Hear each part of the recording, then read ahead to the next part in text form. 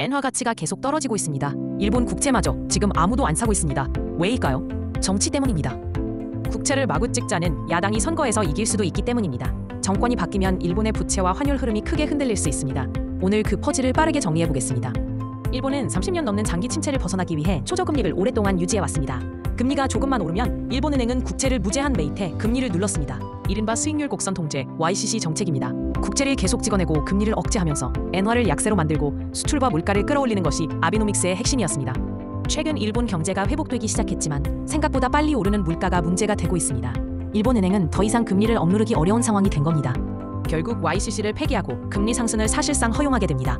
문제는 아베 시절에 발행한 막대한 부채입니다. 금리가 오르면 이자 부담은 눈덩이처럼 불어납니다. 정부 지출의 상당 부분이 국채 이자로 빠져나가고 있습니다. 그래서 금리를 올리기도 안 올리기도 어려운 상황입니다. 결국 천천히 올릴 수밖에 없는 구조인 거죠. 이런 가운데 5월 20일 시장에서 뜻밖의 일이 벌어졌습니다. 20년물 일본 국채 이찰에서 응찰률이 13년 만에 가장 낮게 나온 겁니다.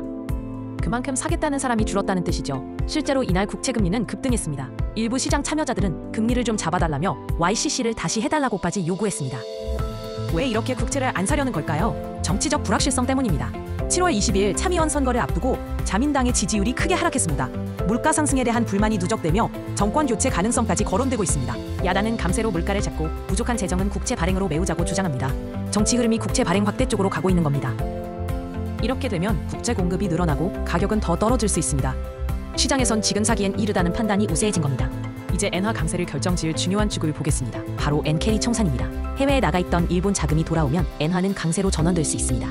그 자금의 진짜 몸통은 일본의 보험사들입니다. 이들은 일본 국채의 핵심 매수 주체입니다. 특히 30년물 금리가 2.5%를 넘으면 해외에 투자한 자금을 일본으로 회수할 것으로 알려지고 있습니다.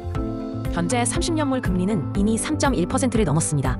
수익률만 보면 충분히 매력적인 수준이죠. 그럼에도 보험사들은 아직 본격적으로 매수에 나서지 않고 있습니다. 선거 결과에 따라 국채가 더 발행될 가능성이 있기 때문입니다. 국채 가격이 얼마나 더 떨어질지 선거 이후를 지켜보자는 분위기입니다. 이제 주목할 정치 변수는 신생정당 참정당입니다. 이들은 감세, 양적 완화, 외국인 규제 등 강경한 공약을 내세우며 급부상 중입니다. 반미, 반중, 일본 우선주의를 외치며 여당 자민당의 지지층 일부를 흡수하고 있습니다. 언론은 이번 선거에서 참정당이 최대 17석까지 얻을 수 있다고 보고 있습니다. 그럴 경우 여당의 과반 유지가 무너질 가능성도 있습니다.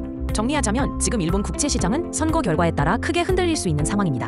야당이 집권하면 국채 발행이 더 늘고 가격은 추가로 하락할 수 있습니다. 그래서 일본 보험사들은 지금은 매수를 멈추고 선거 이후 방향이 명확해지길 기다리고 있습니다. 선거 결과에 따라 해외 자금 유입 시점도 달라질 수 있으니 주의할 필요가 있습니다. 시청해주셔서 감사합니다.